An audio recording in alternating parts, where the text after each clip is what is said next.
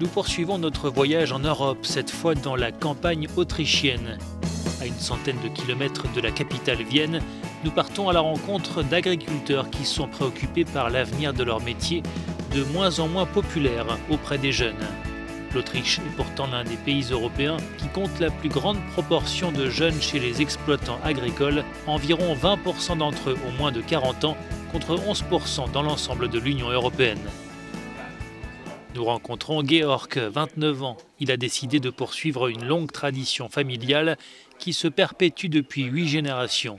Pour Georg et son épouse, l'agriculture est une passion malgré les nombreuses difficultés du métier.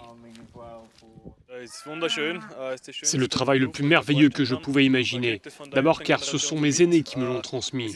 Alors oui, c'est beaucoup de travail, du matin au soir. Mais on est toujours à la maison avec sa famille. Et c'est ce qui est beau dans ce métier. Et que pensez-vous des politiques agricoles de l'Union européenne ? C'est une question compliquée. Bien sûr, de mon point de vue d'agriculteur biologique, je porte un regard critique sur l'agriculture industrielle. Je crois que chaque agriculteur doit suivre son propre chemin et décider quelle direction il veut prendre. Nous avons décidé de nous positionner sur une petite échelle de consommateurs et de faire de la vente directe. Depuis un an, nous avons le label Demeter. J'aime ce principe de ferme productrice avec le moins d'influence possible de l'extérieur.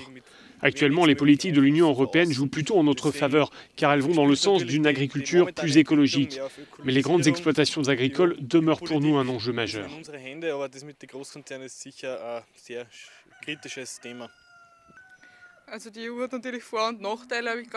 Il y a des avantages et des inconvénients dans l'Union européenne.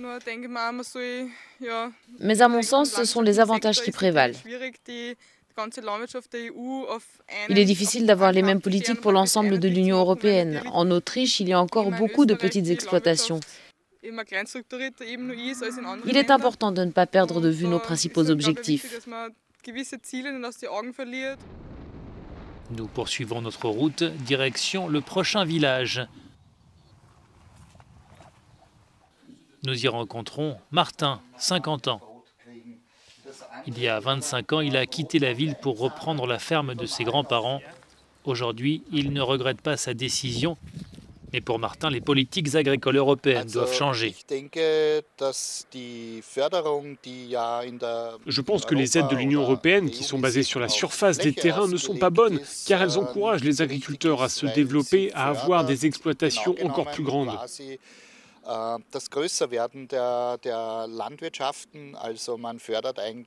Ces aides encouragent l'industrie agricole. Or, ce dont la nature et l'agriculture ont besoin, à mon sens, c'est de revenir aux origines.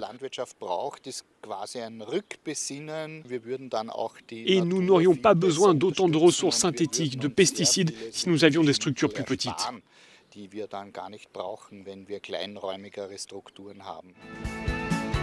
Si l'Union européenne ne parvient pas à attirer davantage de jeunes vers l'agriculture, alors il risque de se poser de plus en plus à l'avenir des questions relatives à la sécurité alimentaire.